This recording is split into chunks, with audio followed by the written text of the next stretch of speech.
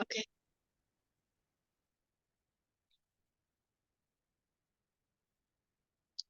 baik. Assalamualaikum warahmatullahi wabarakatuh. Selamat pagi, yang terhormat, Ibu Nada Arina Romli, SI.Com, MI.Com, selaku dosen pengampu mata kuliah Humas Protokoler. Kami dari kelompok 15 akan mempresentasikan hasil diskusi kami mengenai keprotokolan negara di Jepang.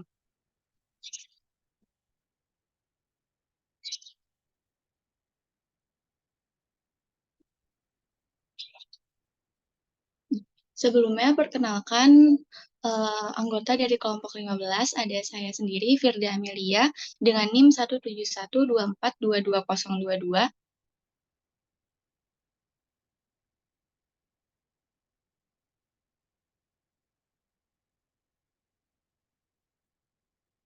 serta teman-teman saya yang lainnya, yaitu ada Fatimah Zahra dengan NIM 17124222013, Mirta Rahmatillah dengan NIM 17124222066, Muhammad Fahmi Zakaria dengan NIM 17124222063, dan Roni Rahmat Surya dengan NIM 17124222044. Boleh di next. Nah, selanjutnya ada materi yang akan disampaikan oleh teman saya. Yang pertama itu ada etiket. Etiket atau tata krama dapat berbeda-beda di berbagai negara dan budaya. Perbedaan-perbedaan ini mencakup norma-norma sosial, cara berinteraksi, serta perilaku yang dianggap sopan atau tidak sopan.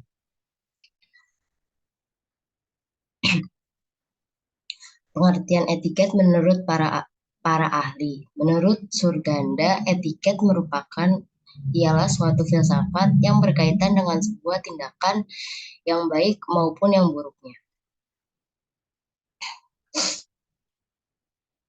Menurut Selanjutnya ada menurut Bahanuddin Salam menambahkan bahwa etiket merupakan sebuah ilmu filsafat tentang nilai-nilai serta norma yang harus dimiliki untuk dilakukan oleh manusia dalam kehidupannya.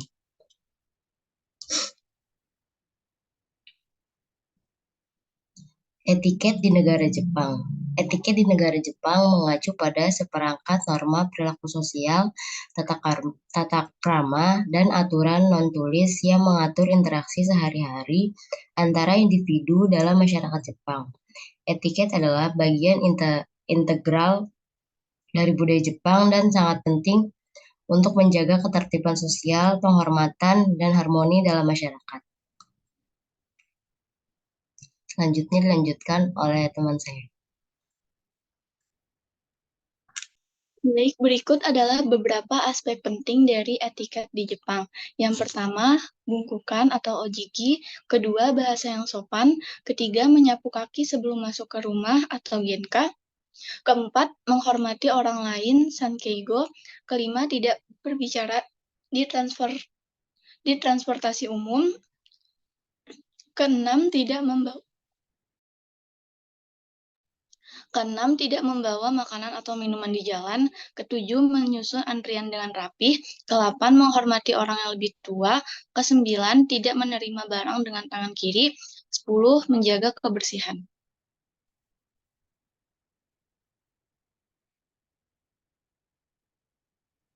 Selanjutnya ada tata cara sapaan. Sapaan seperti konnichiwa, selamat siang, dan konbawa, selamat malam, umum digunakan dalam situasi sehari-hari. Dalam situasi formal, orang Jepang sering menggunakan sapaan yang lebih resmi seperti ohayo gozaimasu, selamat pagi, dan konbanwa, selamat malam.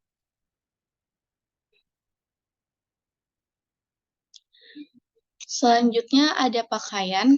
Pakaian formal seperti kimono atau pakaian bisnis yang rapi sering digunakan dalam acara-acara formal dan pertemuan bisnis. Warna dan motif kimono dapat memiliki makna tertentu.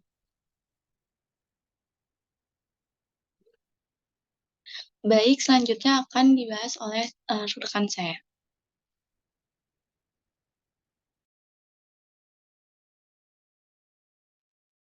Di sini ada etikat makan. Saat makan, ada aturan yang ketat tentang bagaimana duduk, menyajikan makan, dan bahkan cara berbicara. Misalnya mencokal makanan dengan ujung sumpit dianggap tidak sopan.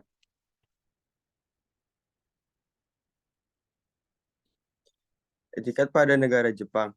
Yang pertama, melepas sepatu dan menggantinya dengan sendal tidak hanya berlaku di rumah kediaman, namun juga bisa di lokasi seperti onsen atau pemandian, kuil, dan bahkan restoran tertentu. Yang kedua, ada jalur kiri untuk diam dan kanan untuk jalan di eskalator, untuk membantu memastikan arus lalu lintas pejalan kaki yang lancar. Yang ketiga, ada melakukan pembayaran dapat meletakkan uang mereka di baki daripada menyerahkan langsung kepada kasir.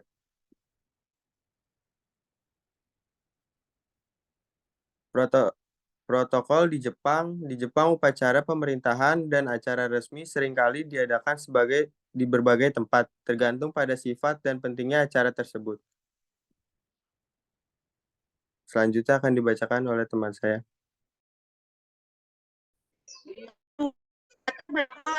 Dan dekorasi. Ruang upacara pemerintahan biasanya dirancang dengan nuansa formalitas dan estetika.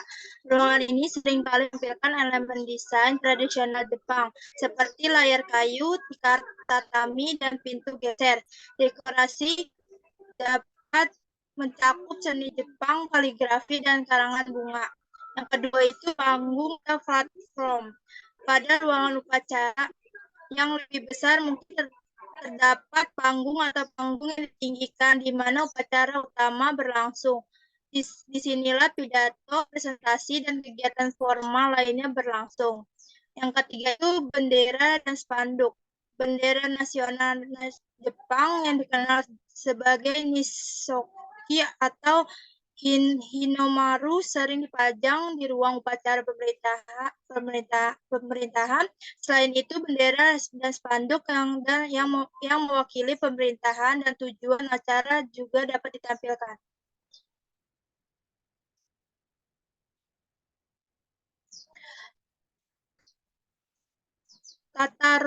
Tata ruang, lorong, atau jalan setapak dapat diperuntukkan bagi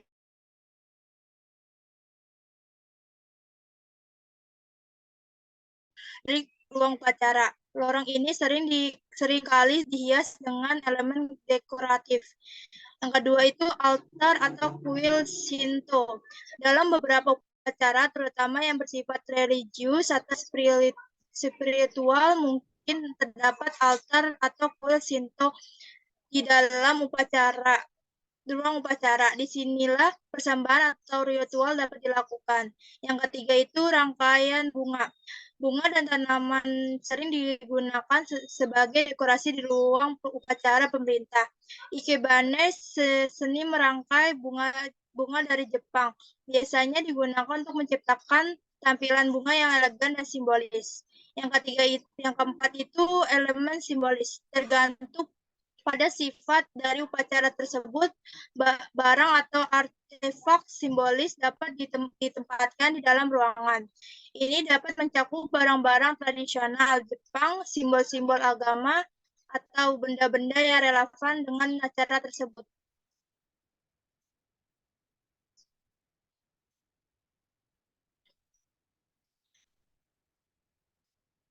Tata tempat, pengaturan tempat duduk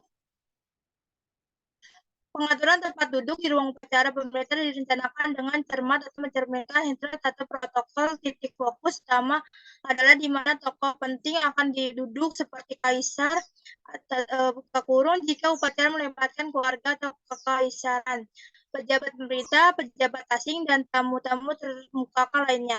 Yang kedua itu tempat duduk tamu. Para tamu dan hadirin biasanya duduk secara hierarki dengan tamu yang paling terhormat paling dekat dengan titik fokus, misalnya kaisar atau podium.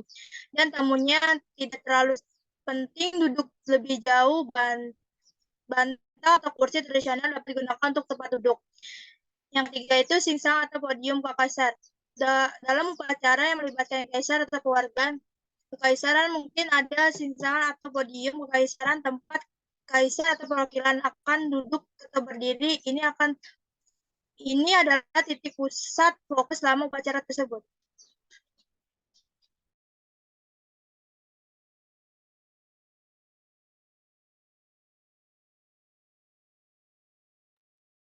Baik, selanjutnya ada tata upacara. Urutan upacara di Jepang dapat sangat bervariasi tergantung pada jenis upacara, makna budaya, dan adat istiadat setempat. Ada urutannya. Yang pertama, pengumuman. Pemerintah Jepang secara resmi mengumumkan tanggal dan tujuan upacara kenegaraan. Lalu pemilihan tempat. Pilihan tempat tergantung pada sifat dan skala upacara. Lalu adanya undangan. Undangan diberikan kepada para pejabat tinggi, pejabat pemerintah, duta besar asing, dan tamu penting lainnya. Selanjutnya ada penyambutan tamu. Para tamu akan disambut di pintu masuk tempat upacara oleh tuan rumah atau petugas. Mungkin ada area resepsi khusus di mana para tamu diterima, ditawari minuman, dan diberikan instruksi jika perlu. Lalu ada pengaturan tempat duduk. Para tamu diarahkan ke tempat duduk yang telah ditentukan, yang sering kali diatur berdasarkan urutan kepentingan. Tamu paling hormat biasanya duduk paling dekat dengan titik fokus upacara. Lalu ada sambutan, pembukaan, dan perkenalan. Upacara dapat dimulai dengan kata sambutan oleh pembawa acara atau pembicara. Jika ada pejabat atau tamu istimewa, mereka dapat diperkenalkan. Lalu kegiatan seremonial. Ini adalah inti dari upacara di mana ritual atau kegiatan spesifik berlangsung.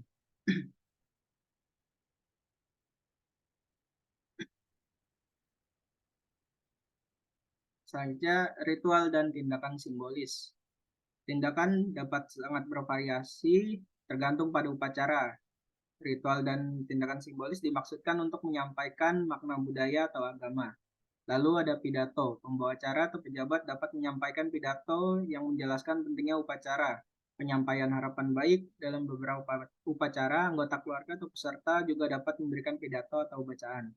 Lalu ada musik dan pertunjukan. Tergantung pada jenis upacaranya, mungkin ada musik tradisional, tarian, atau pertunjukan lainnya. Lalu ada pertukaran hadiah atau persembahan. Dalam beberapa upacara mungkin ada pertukaran hadiah dan persembahan antara peserta, antar tuan rumah dan tamu. Lalu ada sambutan penutup dan ungkapan terima kasih. Upacara diakhiri dengan kata penutup di mana pembawa acara atau petugas mengungkapkan rasa terima kasih atas kehadiran para tamu dan keberhasilan upacara. Yang terakhir ada resepsi. Setelah upacara mungkin ada resepsi di mana para tamu dapat bersosialisasi, menikmati hidangan, atau mengambil bagian dalam kegiatan budaya lebih lanjut.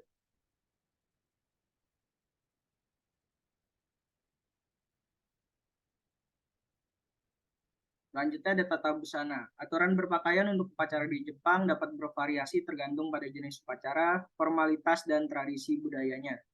Jepang memiliki rasa etiket dan protokol yang kuat, dan pakaian yang sesuai merupakan aspek penting untuk menunjukkan rasa hormat dan menyesuaikan diri dengan norma-norma sosial. Adapun sebagai berikut, upacara tradisional menggunakan kimono, yukata, dan kama. Lalu upacara keagamaan menggunakan pakaian putih.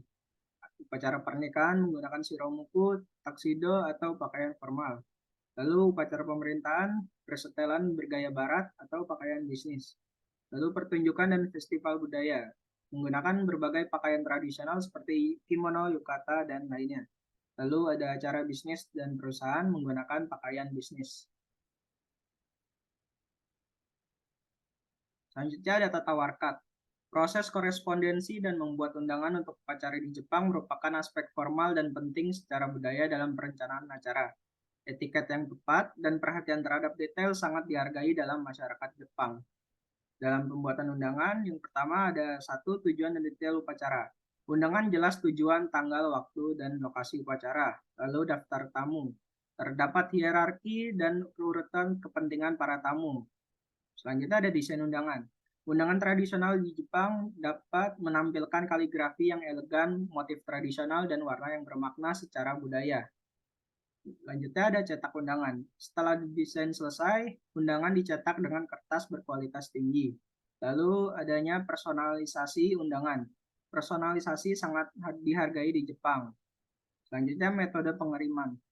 Metode pengiriman yang sopan dan tepat untuk undangan, mengirim melalui pos atau mengantarkannya secara langsung adalah hal yang umum.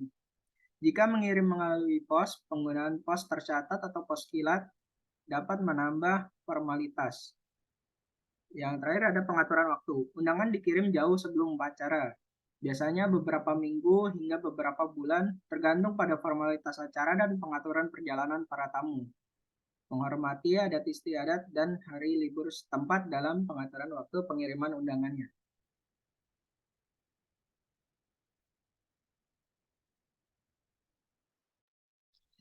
Baik, sekian presentasi dari kelompok 15 mengenai keprotokolan di negara Jepang. Kurang lebihnya mohon maaf. Wassalamualaikum warahmatullahi wabarakatuh.